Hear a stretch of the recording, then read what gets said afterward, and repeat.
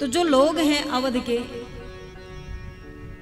अचेत अवस्था में पड़े हैं, बेहोश पड़े हैं, ना किसी को खाने पीने की सुधि है, ना कोई किसी से बात कर रहा है, कोई उधर लुढ़का है, कोई उधर पड़ा है, कोई उधर पड़ा है, सब राम वियोग में, राम के जाने के दुख में सब दुखी पड़े हैं। क्षण जैसे तनी तनी होश आता तो फिर अपने राम को ढूंढने लगते थे, और जब राम को नहीं पाते थे तो फिर से अचेत अवस्था में जहां तहां पड़ जाते थे। जब भी तनी होश आता तो राम को ही खोजने लगते थे। और अब सुमंत जी जब लौट करके आए तो रथ की आवाज सुनाई पड़ी। नगर में जब रथ प्रवेश किया तो रथ की आवाज सुनाई पड़ी, तो जो सुने सब उठकर बैठ गए। रथ लौटा है, हो सकता है राम जी हम पर दया कर दिए हो, राम जी को हम पर प्रेम आ गया हो, हमारी याद आ गई हो, हम लोगों के बिना राम जी न रह पाए हो, रथ के साथ वो भी लौट आए होंगे। उठो उठो, रथ आ गया। सब उठकर बैठ गए। और जैसे ही रथ प्रवेश किया तो रथ पर देखते सिर्फ सुमंत जी बैठे हैं, बाकी कोई नहीं है, ना राम न लक्ष्मण न जानकी। सब फिर से विकल हो गए कि हमें लगता है राम जी नहीं आए। जैसे बिना जल के मछली जीवित नहीं रह सकती, और आप किसी पात्र में मछली को रखें और बार बार जल निकालते जाएं, बिल्कुल कम थोड़ा थोड़ा सा जल करते जाएं, तो मछली की स्थिति क्या होगी? उसका प्राण डरता रहेगा कि जैसे जैसे जल कम होगा वैसे वैसे मर जाएंगे। वही स्थिति आज अयोध्या वासियों की है। ना अत्यधिक जल है कि वो आनंद में रहे, और ना ही इतना जल है कि वो जीवन बचा सके। बस जीवन और मृत्यु के मध्य में पड़े हैं कि राम के बिना कोई जीना नहीं चाहता है। राम सबके प्राण है, प्राणाधार है, किंतु राम है नहीं, चले गए। सब फिर जैसे तैसे रथ की आवाज सुनकर उठे थे, फिर वैसे ही पड़ गए सब। सुमंत जी महल में प्रवेश किए, और जैसे ही महल में आए महाराज दशरथ को पता चला सुमंत जी आए हैं। तो महाराज दशरथ जी ने कहा सुमंत जी आए हैं तो जरूर वो मेरे मित्र हैं, मंत्री बाद में मित्र पहले हैं, वो मेरे राम को अवश्य लेकर के आए होंगे, जरूर लेकर के आए होंगे। सुमंत कहाँ है, बुलाइए। सुमंत आए, दशरथ जी तुरंत गले से लगा लिए सुमंत जी को कि ये मेरे राम को लौटा लाए हो। भूप सुमंत्र ही लीन उरलाई, बूढ़त कछु आधार जनु पाई।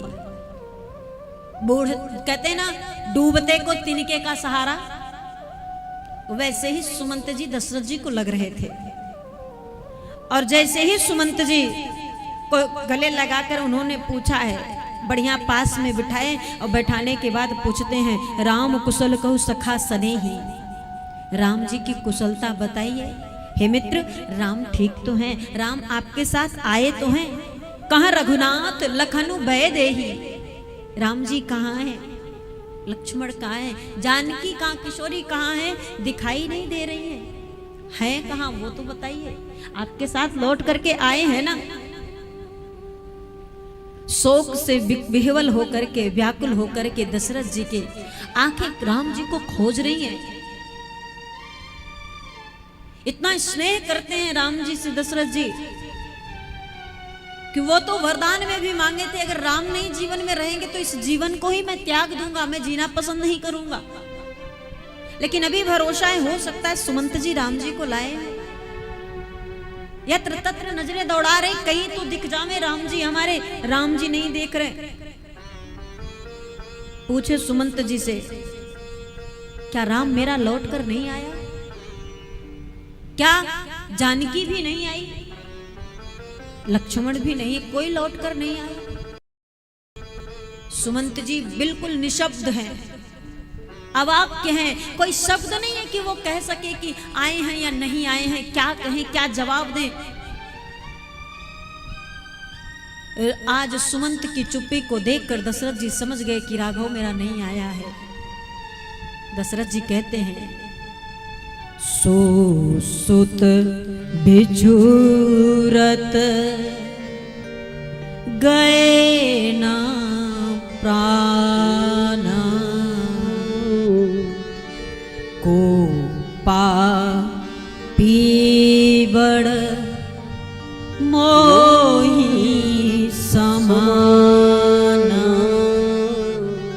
मुझ जैसा बड़ा पापी कौन होगा जो मेरे पुत्र के वियोग में मेरा प्राण नहीं जा रहा है।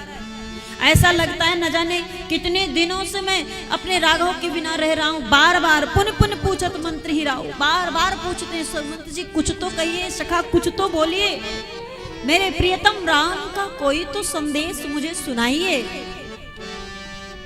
लेकिन सुमंत जी बिल्कुल चुप हैं, एक शब्द नहीं बोले। समझ गए दशरथ जी, आज जैसे चातक पक्षी मेघ से प्रेम करता है और मेघ के लिए प्राण देगा और मेघ के लिए ही ईमानदारी से जीता है। चातक पक्षी अगर एक दिन एक चातक पक्षी उड़ते हुए जा रहा था, कुछ पक्षियों का समुदाय एक वृक्ष पर बैठा हुआ था। चातक को देखा तो पक्षियों ने कहा, हे चातक आओ तुम भी बैठो हमारे साथ, कुछ समय हमारे साथ व्यतीत करो।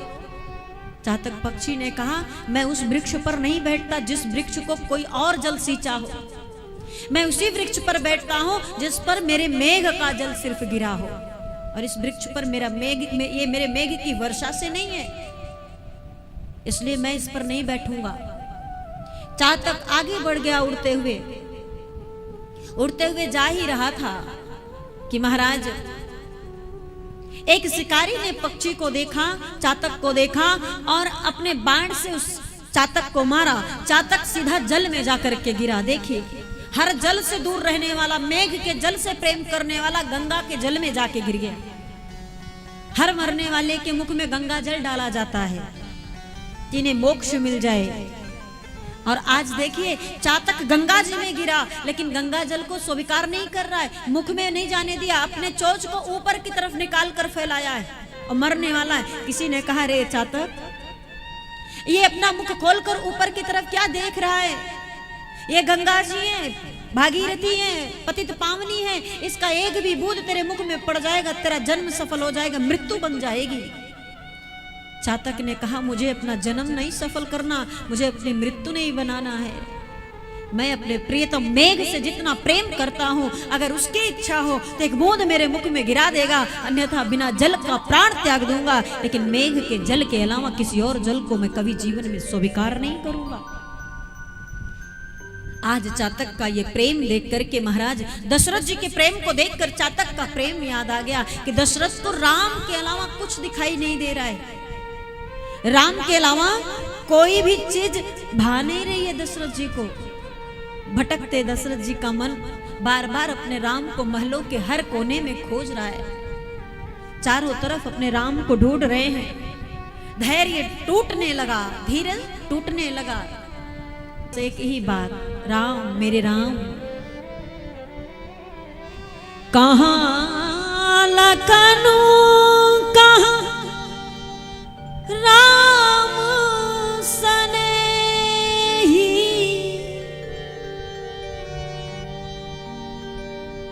कहीं दिखाई नहीं दिए राम जी। खोज रहे हैं महल के हर कोने में, कोई तो बता दे कि मेरा राघव कहाँ है। लेकिन हो राम जी तब ना मिलेंगे महाराज। राम जी तो कब के छोड़कर चले गए दशरथ जी को। दशरथ जी को भरोसा हो गया कि अब मेरे राम मुझे नहीं मिलेंगे। विकल व्याकुल दशरथ जी बार बार राम राम राम राम करते करते महाराज कौशल्या जी को पास में बुलाए और कौशल्या जी से कहने लगे, कौशल्य, इस पूरे रघुवंश को उजाला देने वाला तीन वस्तुएं कौन कौन सी? रघुकुल मणि दशरथ जी, रघुकुल सूर्य भानुकुल के भानु राम जी, रघुकुल के दीपक भरत जी। ये तीन हैं जिससे ये रघुवंश उजाले में है। आज ये रघुकुल मणि दशरथ का आखिरी प्रहर चल रहा है, कब प्राण निकल जाए कोई भरोसा नहीं है। तो ये रघुकुल मणि बुझने वाला है, प्रकाश का एक जरिया खत्म होने वाला, और भानुकुल का भानु बन चला गया है रघुवंश को छोड़ करके। उससे भी प्रकाश नहीं। अब तुम्हारे हाथ में मैं रघुकुल का दीपक देकर जा रहा हूं। रघुकुल का दीपक भरत है। हे कौशल्या, मेरे जाने के बाद भरत को संभाल लेना, अन्यथा इस रघुवंश में घनघोर अंधकार छा जाएगा, अंधेरा हो जाएगा। जब राम के जाने की बात सुनेगा भरत, तो भरत रूपी दीपक भी लड़खड़ा पड़ेगा। लेकिन इस राम के वियोगाग्नि से बचा करके, वियोग रूपी तूफान से उस भरत रूपी दीपक की रक्षा आपको करना है। आपसे अनुरोध है, आप उसको बचाइएगा।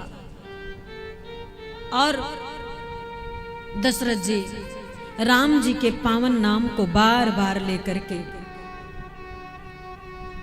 हा रघुनंदन प्राण प्रीते, तुम बिन जियत बहुत दिन बीते।